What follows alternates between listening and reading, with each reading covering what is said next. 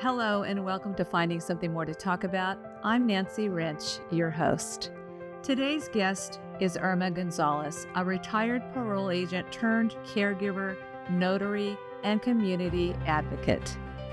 From the watermelon fields of Bakersfield to a career in public service, Irma's life is about helping others and finding something more through resilience, heart, and purpose. Take us back to the watermelon fields in Bakersfield. I was young. I was probably about 10, maybe 9. And then the opportunity always seemed to be that at summertime, my father would get laid off from his factory job. But he was a hustler. He had a family to feed. So he had a truck and we would go to Bakersfield.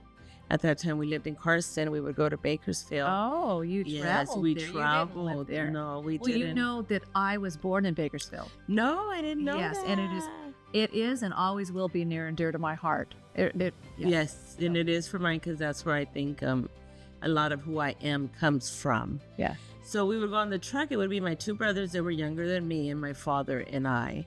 And I remember once we passed the grapevine, he would pull over to a little market. And I told him this before he passed away. I said, Daddy, I remember that I would get a Coke and those little strawberry cakes that had a little strawberry frosting. I don't remember their name, but that's what I specifically remembered. And he told me, you remember that? I go, yes, I remember that. That's a precious memory. Yeah, so he'd find the field that had the watermelons and he would negotiate the cost of to fill the truck to the rim. He was the driver, he was the loader. What does it mean if it's not a good watermelon? What will you hear? It was kind of like hollow. It didn't have a good sound to it. Okay. No. But he taught you that. He sound. taught us that. And you're talking about, we did that about 4 summers. Yes. And then we would come back and because we used to go, I want to say like 3 o'clock in the morning because you had to already be at the field way before the sun was going to come out because it's so hot. Yes. So we would come back and then we lived in a bunch of apartments. And so all my friends would come and help us out through the apartments. And my dad would share the watermelons. My dad would share $5 or whatever he gave So, him back then. but you went to the watermelon field for money, to earn Yes, money. to earn that money. was why you Yes, went. It wasn't just to be handing out. No. So from that point, now you're grown. Now, then where did you land? The opportunity came that I started to work for the school district for 6 months, but simultaneously I applied with the state of California, and the school district hired me first. And 6 months in, the state of California offered me a job, and I remember going to the principal, and because I'm so loyal, you just took a chance on me, hired me, and here I am 6 months later telling you I'm sorry, but I'm leaving to this state. So I was kind of torn, but I knew that I had a child at that point, a 1-year-old, and I knew I needed to become stable financially so that I can give my son a better opportunity and a better education, in sense of perhaps offering him to go to private school. And so that was going to cost me. So I knew that I needed to get a job. So then where did that lead you? I started out from the bottom. I started out as a clerical. I remember going to the interview, and a week later I got the letter, what we call a Dear John letter. You're not hired. I said, okay, I'll continue to interview. But a week later, they gave me a call and they offered me the job. Oh. And I took it. I took it. I said, I don't know why they hired me. I don't know if I was the second in line, but thank you for the opportunity. And that's when I started with the state of California, March 1988. Oh, is that when? That's what I was going to ask you. March So tell 1988. me about what that job entailed. That's on the parole? Yes, in parole, I started as a clerical. I did all the typing, answering the phones. Of course, I was bilingual, so that was a plus too. I started in Compton. Oh, okay. I remember telling my mom, Compton. She's like, no. And I was like, yes, I'm going.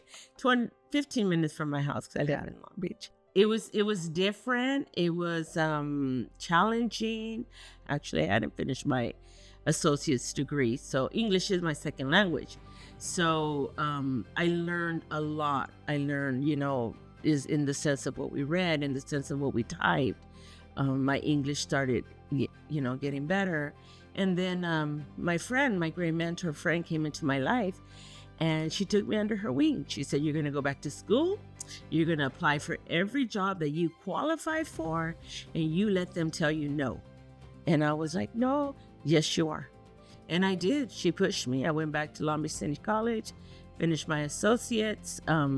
It took me 10 years to go to Cal State Dominguez Hills for my bachelor's, because she was still on me about my bachelor's. She's like, "You need to finish. You have a grown son now." So you completed your AA, and then you went on. 10 years passed. Life got in the way, and work got in the way, and I promoted. Every 2 years was my goal. Every 2 years. But you ended up with a 4-year degree. Yes, I did. In what they call applied studies, and a minor in Chicano studies. I know that after you retired, you decided, I can't just sit around. I think you told me, I can't just do that. And somehow you landed a job helping someone, which would equal caregiving. And that from that, it would just became a full-on, wow, this must be my purpose. So my friend called me. She was struggling. Her mother had become disabled, had a stroke, and she couldn't find a caregiver. And I didn't really want to give up my time, my retirement time, right? Yeah. So I said, "Oh, okay." I said, "Well, I'll help you twice a week. Is that good?" Well, twice a week became 3 days, then 4 days, and before you know it, I was working the whole week. Yes. Well, I know that you're amazing at it. We have a mutual friend who you have done many hours of caregiving, and many accolades are thrown back at you because of your heart. Yes, it is. I think where God drew me to, because my mom would say, "Oh, I'm not going to count on Irma to take care of me," but now she says she can, because she's seen it. It's been 4 years. What do you do for self-care, and how do you, for your own, just the balance in your life and your health and the eating, mental, emotional, spiritual? What do you do for that, and what is your something more? My day starts with prayer.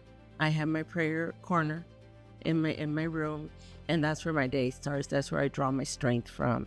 That's where I, offer my Lord and Savior my day. Let me be of service, because that is my goal. I'm here to help you so that the family can go about their day, go to work, or go on vacation, so that they're free to do what they need to do, but at the same time assure them that my priority is your family member, your loved one. But for myself, I start with prayer. I walk. I love vacations. I take vacations.